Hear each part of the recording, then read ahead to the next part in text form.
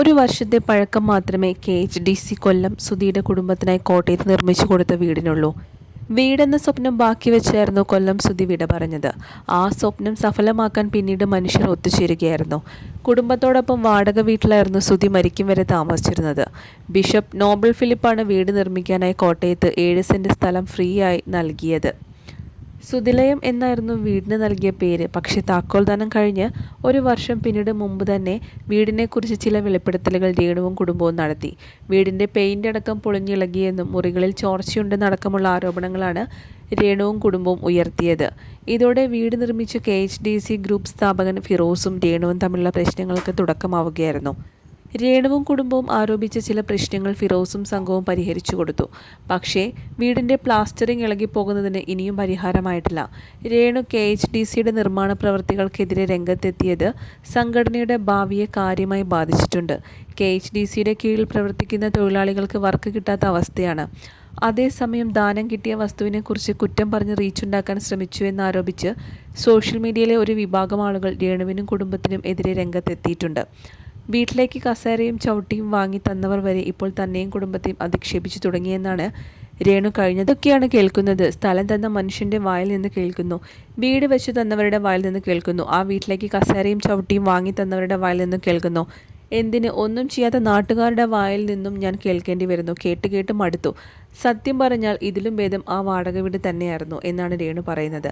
മറ്റൊരു വിവാഹം കഴിക്കുകയാണെങ്കിൽ ഒരിക്കലും താനും ഭർത്താവും സുധിലയത്തിൽ കഴിയില്ലെന്നും രേണു പറഞ്ഞിരുന്നു. അങ്ങനെ വല്ലതും നടക്കുകയാണെങ്കിൽ ആ വീട് തിരിച്ചു തന്നേക്കണേ, അത് മറ്റാർക്കെങ്കിലും നൽകാമെന്ന് ഫിറോസും രേണുവിനുള്ള മറുപടിയായി കുറിച്ചിട്ടുണ്ട്. രേണു ഫിറോസ് വിഷയത്തിൽ കമൻറ്റുകളേറെയും രേണുവിനെ അനുകൂലിച്ചാണ്. ഓലമെഞ്ഞതാണെങ്കിലും നല്ലത് അവനവൻ്റെ കൂര തന്നെയാണ് താമസിക്കാൻ നല്ലതെന്നും ഔദാര്യം പറ്റിയാൽ അടിമയായി പോകുമെന്നുമാണ് ഏറെയും പേർ രേണുവിൻ്റെ പക്ഷം ചേർന്ന് കുറിച്ചത്. ദാനം കൊടുത്തത് തിരിച്ചു ചോദിക്കാൻ പാടില്ല. ഫിറോസ് ചെയ്ത പ്രവൃത്തി മോശം. എന്തെങ്കിലും ആർക്കെങ്കിലും കൊടുത്താൽ പിന്നെ അത് വാങ്ങിയവർ തൻ്റെ അടിമയായി നിൽക്കണമെന്നാണോ ഫിറോസ് ഉദ്ദേശിക്കുന്നത്? ഓരോരോ അല്പന്മാർ, നിൻ്റെയൊന്നും പുറകെ അവർ നടന്നില്ലല്ലോ, എന്തെങ്കിലും തായോ എന്ന് പറഞ്ഞുകൊണ്ട്.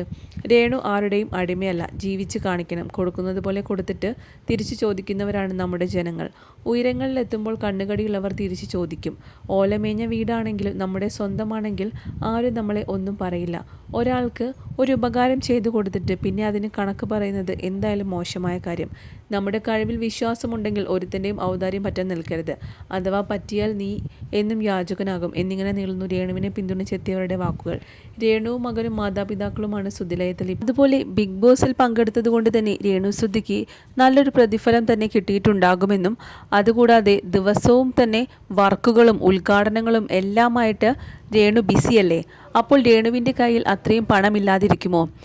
പണമുള്ള ഒരു വ്യക്തിക്ക് സ്വന്തമായി ഒരു വാടക വീടെടുത്ത് മാറിക്കൂടെ എന്നൊക്കെ ചോദിക്കുന്നവരുമുണ്ട്.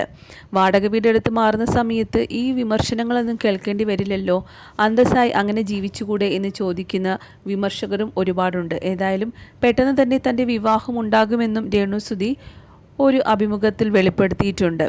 വിവാഹം കഴിഞ്ഞാൽ ഉറപ്പായും താൻ ആ വീട്ടിൽ നിൽക്കില്ല.